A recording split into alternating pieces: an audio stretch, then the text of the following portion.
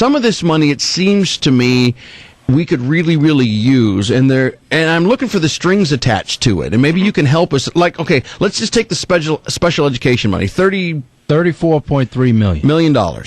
Why in the world would we turn that down? Okay, well, let's take a step back from that education funding, and I'll come to it. But first, the governor has to certify that any funds she takes, that she accepts for the state, will create jobs and stimulate our economy.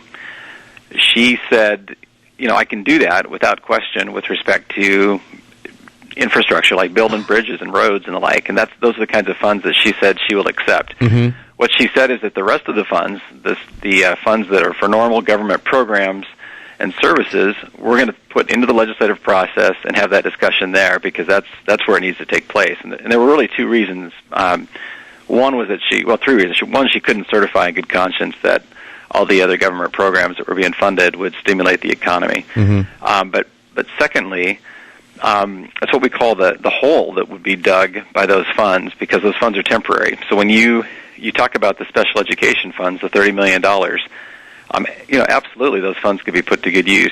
However, can we, will we be expanding the program so that in 2 years the state will have to fill in that $30 million hole with its own funds? So let me ask you this, if I could. So is it fair to say that this money hasn't totally been taken off the table? Oh, that's absolutely right. Okay, so we're looking at she wants a process where the legislative body can discuss it and better, understand what the ramifications are of accepting this money. Is that fair? Yeah, look at it this way. There are two components. One is you accept the money. Money comes into the state. Mm-hmm. Then you spend the money. Money goes out. Mm-hmm. And what she said is, Governor Palin, I'm going to accept the money that's going to create jobs and promote economic stimulus.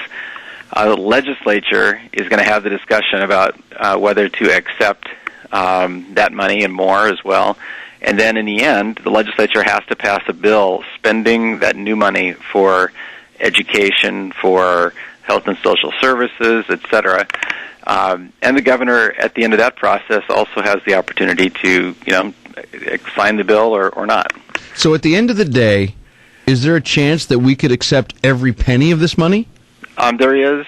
But I can tell you, we talked about, you mentioned strings attached to the money. Correct. There are some, many of those streams of money from the federal government contain what we call strings, that it's there, you will comply, to get this money, you've got to comply with federal requirements. So with weatherization funds, sounds good, could create some jobs.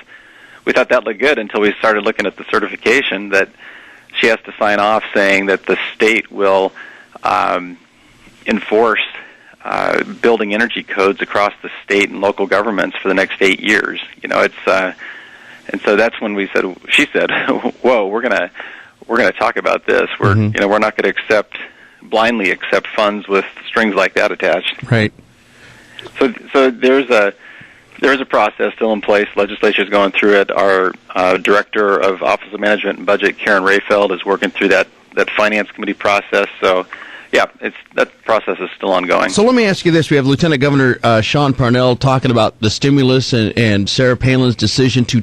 Now, I'm going to change verbiage here then. Yeah. She's not saying no. She's saying hold on. That's right. And in fact, if I was at her press conference last Thursday when she made the announcement, and what she said is she's calling a timeout. Those were her words. Mm-hmm. And she's saying, we're not going to blow by this opportunity to figure out what we're going to do in 2 years if we do take the money, and we've dug this hole and we've accepted the federal government strings. She said, time out. We're going to discuss this, have that public discussion in the legislative committee process. So, is it fair to say there's been kind of a knee-jerk reaction, perhaps, on some people's parts, that she really hasn't said no to this money? Oh, I think that's exactly right. I think they didn't listen to her. I think they, like many times, they put words in her mouth. I think it is fair to say she has concerns. Otherwise, she would not have had called the timeout. Mm-hmm. I think her concerns are legitimate. I think she was honest about saying, "Hey, I can certify the capital construction type funds that those will create jobs. These other funds, I cannot certify for sure that they're going to create jobs and economic stimulus, and we're going to talk about them." Well, I tell you what, could you do us a favor? Oh, yeah. See, I am looking for a reason to believe. So you've got me sold, okay? Mm-hmm. What I would like to be able to do is offer some listeners that perhaps aren't as big of fans as Sarah. Yeah. To call and ask you some of these questions, because maybe it's just not in my heart. Maybe I'm not asking the right questions. And maybe Hitman has, questions that, because what you're telling me and what you've said to me so far, it kind of makes the light bulb go on, and I feel much better because it makes sense to me. Well, look, we're doing our best to get the word out. We've published columns. I know I've had an op-ed column that's been published in a number of newspapers around the state. Where I've been on several call-in programs and calling in like this, trying to get the word out. And frankly, in Juneau every day now they're having legislative hearings on this. So hopefully the word will get out. But it's often hard to counter first impressions that were somewhat inaccurate. Would you be willing to take some calls? Sure. All right, let's go to the phones right now. Hi, you're on with Lieutenant Governor Sean Parnell. Go ahead. Hi, I had a question specifically about the way you said that if in 2 years the program, we would have to come up with the money to replace the educational funding. Yeah. Or what kind of program? I mean, in rural Alaska, we have a lot of stuff that starts and then stops because the grants run out. And if this were to come across to rural Alaska and the educational funding would go to our people, in 2 years, if we didn't have the funding to replace it, then it would just end again, correct? That's right. Mm-hmm. So, I mean, that's what we're trying to get the school districts to tell us is, what's your plan?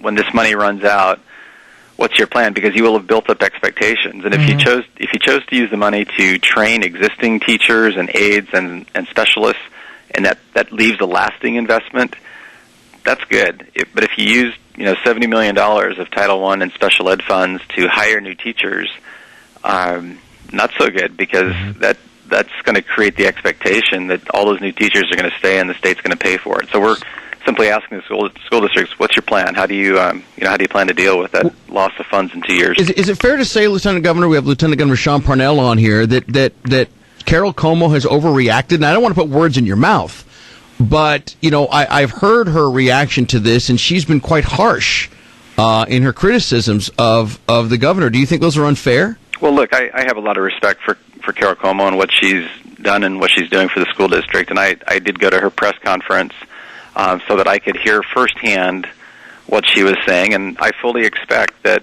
at the end of the day we're all going to be working well together. But for now, I think it's incumbent. I mean, the school districts need to come forward and say, they need to say what she said, which was, we recognize these funds are temporary, but then they all need to take the extra step and say, here's how we'll use these funds so that in 2 years we're not trying to climb out of this hole. So what you're doing basically is you're trying to be responsible with this money, find out exactly how it's going to be spent, and if in the long run it's going to pay off for the state or it's going to dig us into a hole. I mean, absolutely right. And the example of education is a good one. I mean, it's a high priority. Our governor has proposed, the last 2 years, she's helped increase education to historic levels. So funding for education has already been increasing. Mm-hmm. And the stimulus package would increase, as I'm told it by Commissioner Ledoux of Education, would increase the Title I funding. That's needs-based funding to our more needy schools would double that amount. Now that's great, for now. But 2 years from now, after we've exhausted more of our savings and the budget shortfall we're in, that just leaves a deeper hole for us to fill. And we did want to take a time out and talk about the implications of that. Let's go to the phones real quickly. Hi, you're on with Lieutenant Governor Sean Parnell. Go ahead. Yeah, Bob, it's all making more sense to me the more I hear.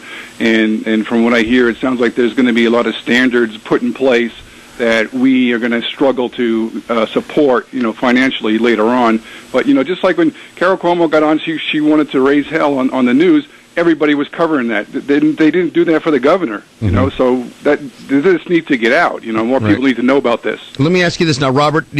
Robert is also supportive of Governor Palin as I am, Lieutenant Governor, and we were both saying this morning, we just want some answers. And I think, and I speak for Robert here, this is what I needed to hear.